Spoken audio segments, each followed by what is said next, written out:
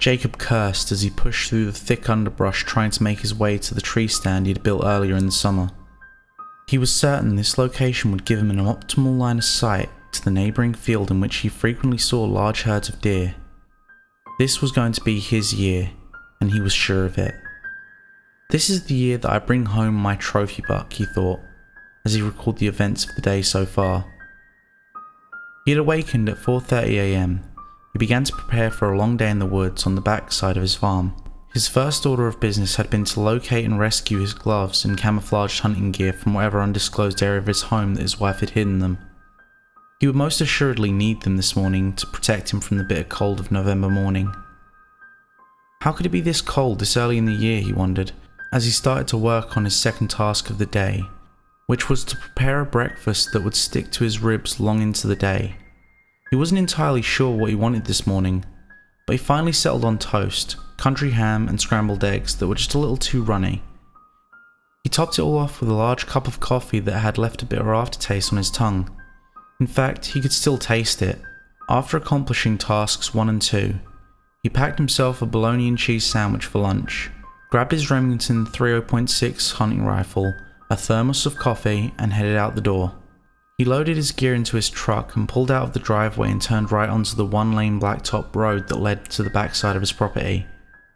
After about 2.25 miles, he turned right again off the blacktop onto a dirt road that was gouged deep with mud-filled ruts. He had to travel about half a mile down that pitfall rut-filled excuse for a road when he came to his desired location.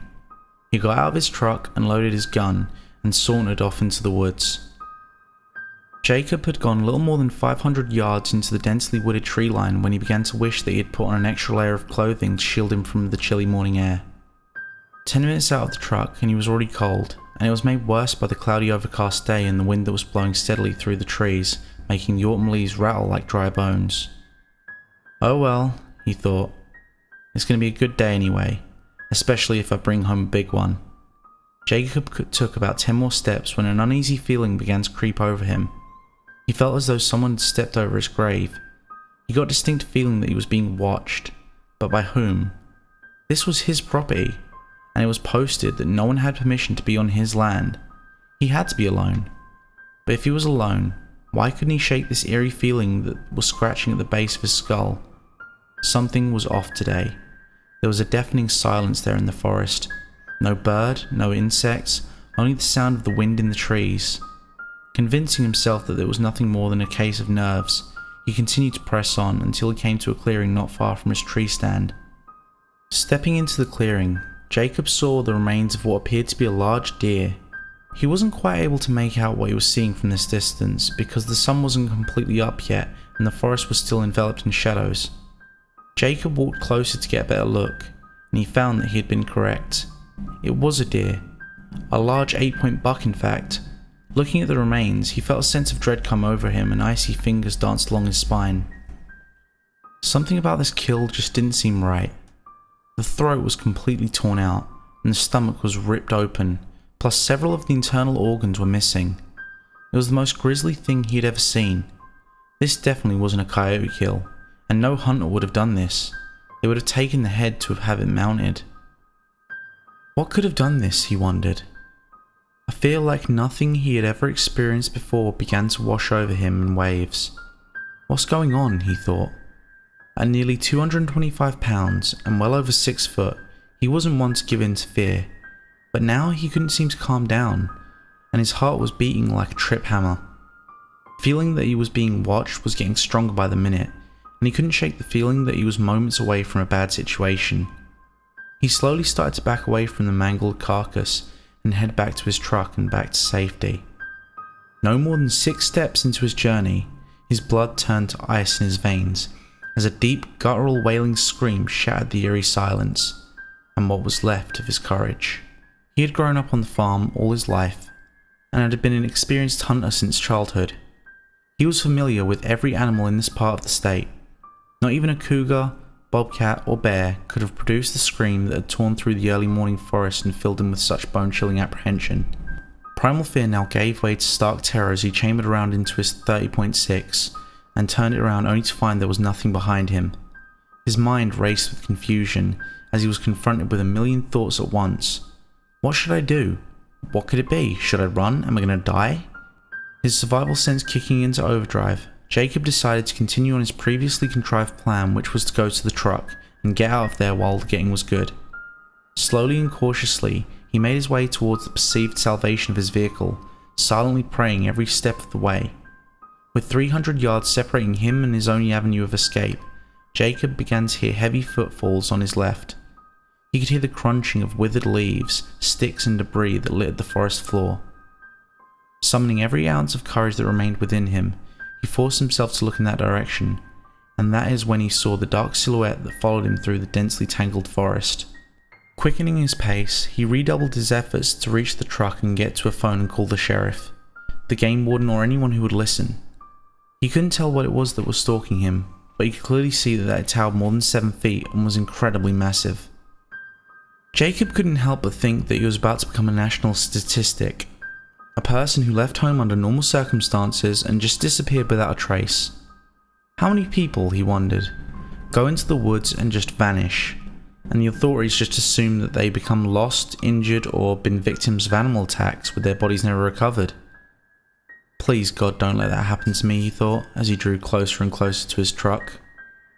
75 yards became 50, and 50 became 30, and 30 became 10. Like a miracle, he was back and opening his door. Throwing his rifle inside, he pulled himself up to the cab and started the engine and hit the gas. But the truck went nowhere. He had parked in a large mud puddle, and now the tires simply spun, slinging mud 30 feet behind him. Oh no. Not now, he thought. I can't be stuck. Not now. Allowing himself a moment to think, Jacob remembered this truck is a 4-wheel drive. There's no way he can be stuck. Reaching down, he locked his truck into 4-wheel drive and was prepared to punch the gas and leave this nightmare behind. Unfortunately for Jacob, some nightmares aren't so easily left behind, as there is nothing worse than a nightmare you can't wake up from, and Jacob was about to learn that the hard way. Hearing something to his right, he instinctively turned and immediately wished he did not. It took him maybe half a second to turn his head, but he would have given anything in the world to have that half second back, because it was the last moment that his world would ever seem normal again. In that split second, his world changed. It was no longer a place where the world was light and safe, where he was just a husband and a father and a guy that liked to hunt and watch football on weekends. That reality had evaporated away like early morning fog, and all that was left was a world where monsters existed and things really went bump in the night. And now an ambassador from that nightmare realm was standing just outside his passenger door, a visible reminder that his world had been turned upside down. Jacob screamed as he stared transfixed on this escapee from a horror movie. In his most terrifying, fevered dream, he couldn't have imagined such a thing could exist. It was hideously ugly, standing 8 feet tall with a thick, muscular body. It looked very apish in appearance, but then again it didn't. There was something about that face that was just wrong, almost like an obscene amalgamation of a man and animal that had gone horribly awry. It was the most terrifying thing he'd ever seen. It was completely covered in thick, shaggy black hair that was matted in areas with God only knows what. And it walked on 2 legs, not 4 like you'd expect from some kind of animal. What was this thing that had shattered his perception of reality? Was it a demon? A werewolf? It can't be, he thought. Those things don't exist. Maybe it was some kind of reject from the island of Dr. Moreau. Whatever it was staring at him, and it did not look happy. The menacing juggernaut threw its enormous head back and let out a blood-curdling scream that resonated throughout the surrounding area and seemed to vibrate him to his very core. Shocked back into action, Jacob threw his truck into gear and took off as though he were being chased by the very hounds of hell. Jacob, mind racing, wondered what he was going to do. How will I ever feel safe on this farm again, he thought. Are my wife and children in danger? Where did this thing come from, and will anyone believe me? The whirlwind of thoughts that swelled through Jacob's mind came to immediate stop as he slammed on his brakes and nearly slid off the road. In a state of disbelief, Jacob sat staring at the large hackberry tree that laid across the dirt road and blocked his path, preventing him from reaching the blacktop and guaranteed safety. How is this even possible, he thought. I just came down this road not even 30 minutes ago, and this path was clear. However this tree came across the road, it was painfully obvious to Jacob that he had to get that tree moved if he was going to make it home. Since he had neither a chain to pull the tree out of the road, nor did he have a saw with which he could cut up his unexpected barricade, he was left with few viable options, one of which was walking, which he discounted almost immediately. The most logical course of action he could come up with was to call for help. His best friend, Kenny Patterson, owned the farm just over from his. If he were home, he could bring a saw and cut the tree up for him. Jacob, with his nerves still frazzled and frayed, reached into his glove box and pulled out his cell phone and clumsily dialed Kenny's number. The phone rang 6 times, and Jacob was about to give up when Kenny answered the phone and said, "Hey ugly, what do you want this early in the morning?" As quickly as he could, he related the recent events to Kenny and said, "Man, please hurry, I'm not kidding, there is something out here." Kenny, hearing the shakiness in his friend's voice, assured him that he would be there in a matter of minutes. Jacob thanked him and hung up the phone, and braced himself for what he was sure to be the longest few minutes of his life. Sitting motionless with bated breath there in the truck, every sound made his imagination run wild with fear and expectance. Even though little more than 3 minutes had passed since he had spoken to Kenny, it felt as if hours had passed. Each tick of the clock seemed like an eternity. Jacob frequently checked in all directions for any sign of that nightmarish monstrosity that had pursued him. In every shadow that the forest and this irritatingly cloudy day produced, he thought he saw the shape of the black beast that had followed him out of the woods, and he was afraid that he would lose his sanity long before Kenny arrived to clear the tree out of his pathway. After what seemed like a lifetime, Jacob heard the sound of Kenny's old truck sputtering up the road, and in just moments he was able to see the old red Chevrolet as it made its way closer to him. Jacob's spirits lifted when he saw his old friend, and a sense of relief washed over him as he realized that he was no longer alone. Stepping out of his truck, Jacob said, "Man, what took you so long? I asked you to hurry." Kenny, with an indignant look on his face, said, "What are you talking about? You only called me 11 minutes ago. I think I made pretty good time." Jacob could hardly believe that only 11 minutes had passed. It seemed so much longer. After apologizing to his friend and telling him exactly how happy he was to see him, both men walked over to the fallen tree and made a discovery that startled them both. The tree had not broken, it had not been cut, it had been pushed over and completely uprooted. All around the tree were large bipedal footprints that had a somewhat human appearance to them, but if they were human, the owner would require a size 28 shoe. Jacob and Kenny looked at each other, and then without a word went to work on the tree. Kenny took a chainsaw from the bed of his truck and began to cut up the fallen blockade. Meanwhile, Jacob pulled the logs and debris from the road. Mission accomplished. Kenny put away his saw, and he and Jacob were about to get in their vehicles and leave. But before either man had even opened their doors, an ear-splitting scream that would have filled a banshee with paralyzing fear erupted from the woods behind them. Wearily, Jacob walked over to Kenny and whispered, "That's what I was telling you about. I don't know what that thing is, man, but it looks like some kind of monster, and I think we need to get out of here, now." Kenny, who looked as though the blood had drained completely out of his face, became very pale as he said to Jacob, "Jacob, man, I've never mentioned this to anyone before now, but over the last few months, that thing has been killing off a few of my cows. Their throats are usually torn out and bodies mangled and broken.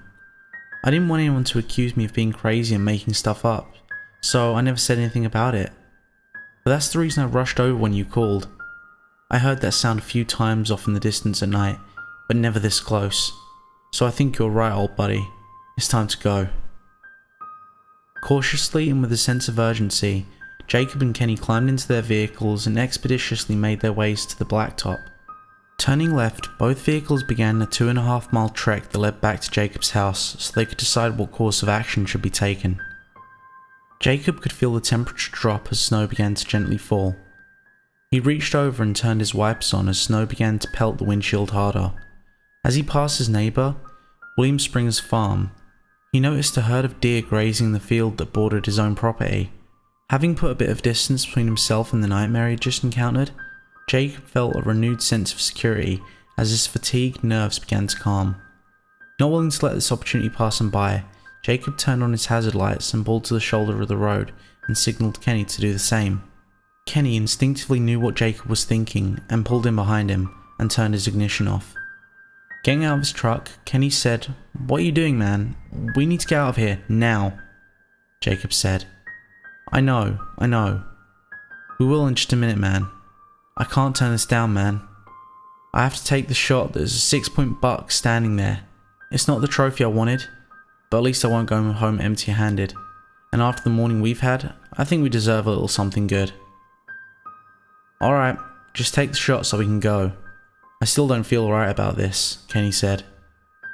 Steadying his rifle across the hood of his truck, Jacob zeroed in on the buck and prepared to fire. That's when he heard Kenny make a gasping noise and whisper, "Oh my god!" "What is it, man? What's wrong with you?" "Raise your scope 3 inches, he said. Raising the scope, Jacob immediately saw what had been the cause of Kenny's alarm. Standing just outside of the tree line in the edge of the field was the creature they had left behind. Not even 5 minutes. Was this thing following them? Was it after the deer? What was it doing? Jacob watched the creature through his scope for a full 30 seconds before it even moved, and when it did, it ignored him and the deer and started to lope off towards William's barn that was about 500 yards from where the woodland demon had been standing. Jacob called out to Kenny and said, "Kenny, call William and tell him there's something trying to get in his barn. I know he has at least 2 mares with fowls in there. If that thing gets in, it'll kill them all." In an attempt to be rid of this monster, werewolf, Sasquatch, Wendigo, or whatever it was, Jacob fired a shot but missed. The creature turned in their direction and glared at them through red hate-filled eyes, and then began to run towards them at full steam. Kenny, who was still on the phone with William, screamed at Jacob to get in his truck and go. Jacob did as he was told, and Kenny followed suit. Starting their trucks, Jacob and Kenny both raced to Jacob's house as though they were driving NASCAR. Arriving at home, Jacob, gun in hand, ran inside to get a phone book so they could call the game warden and the police to get some kind of animal control out there. Jacob had just stepped out of his front porch when they heard gunfire coming from over at William's place. Dropping the phone book and running back inside, Jacob grabbed his 12-gauge pump shotgun and some shells and handed them to Kenny, who took a little time in loading it. Jacob and Kenny, now locked and loaded, walked together to Kenny's truck preparing to mount up a rescue for their neighbour William.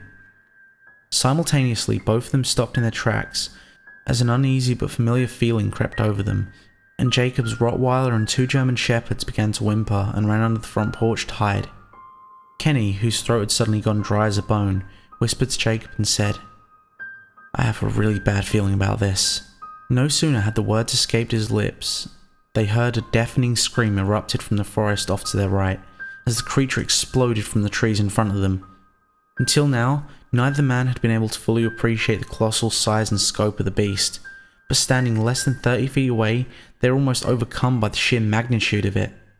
Jacob had seen it up close earlier from his truck while sitting down, and had guessed the height may be 8 feet, but now standing there looking up, he could tell that this fellow was 8.5 to 9 feet tall, and would tip the scale at 800 to 1,000 pounds. It had inhumanly long arms that bulged with thick, ropey muscle that were easily seen beneath its long, shaggy black hair, which covered it from head to toe. The chest was larger than a 55-gallon drum, and there was little doubt that it could have pulled the arms off an ape. And now it glared at them with malevolent intent. Jacob and Kenny both opened fire without hesitation. The creature screamed with rage as the bullets tore into its massive body, knocking it to the ground, but not killing or seriously injuring it. Jacob and Kenny watched speechless as it crawled into the tree line, struggled to its feet and limped away. Jacob ran back to the porch and grabbed the phone book and called the local game warden. Nearly 2 hours later, Gene Trauber, the local warden, showed up to take the statements and told them that he had been called to answer numerous such reports in the area, but wasn't sure what to make of all of these reports. "Guys," he said, "I don't know what to tell you. There's no animal in this area, or any area for that matter, that fits the description. I'm not saying I don't believe you. I just don't know what it is." Jacob, whose face was reddened with anger, said, "Come here. Here is the blood from where we shot it, and here are the footprints." A look of complete confusion washed over Gene's face, and he asked if they would care to go with him as they tried to track it. Jacob and Kenny agreed, but they said they weren't going without a gun. Gene stated that he had planned to take his gun as well. All 3 men loaded their guns and set out following the deeply impressed tracks and droplets of blood that had fallen on the withered leaves. They followed the trail out for about a mile until arriving at a creek that was located deep in Jacob's woods, where the tracks that they were following were joined by others just like them. Some were smaller, but at least one set was larger. Deciding the safest course of action would be to return home, they all went back to Jacob's. None of them relished in the idea of staying out in the woods longer, since there was now apparently more than one creature. The cloudy overcast day made the forest seem even darker than it would normally be at this time of day. Back at Jacob's, Jean informed them that there was nothing left that they could do apart from file it under an unknown animal sighting, which made both Kenny and Jacob anything but happy. Jacob and Kenny spent the next couple of days trying to warn their neighbours to use caution when they were out in the forest. Most of their friends just laughed at them and said they probably had seen a bear or something. No one believed them, except William, who had seen it himself the same day they had. He'd even taken a shot at it but missed. Jacob, William and Kenny know what they had seen, and they knew it was still out there, and they didn't care who believed them and who didn't. Over the next few weeks, more and more neighbours began to take the story a little more seriously as family pets began to disappear, and others were found brutally mangled. Other farms in the area began finding their cows and other livestock torn open with their throats ripped out. Just a week after the shooting the creature in his yard, Jacob's own Rottweiler was found dead with his throat torn out, hanging across a limb in a tree in his front yard. It almost seemed like a revenge killing. A few days later, one of William's new foals died in the same way. The foal's mother had to be put to sleep because she had gone into shock over whatever she had witnessed there in the barn when her foal was killed. Some people in the area still don't believe. They think the whole story was made up. But Jacob and Kenny know that there is still something out there in that forest. They still occasionally find tracks, or a slaughtered cow or a goat. They still hear the blood-curdling screams off in the woods at night.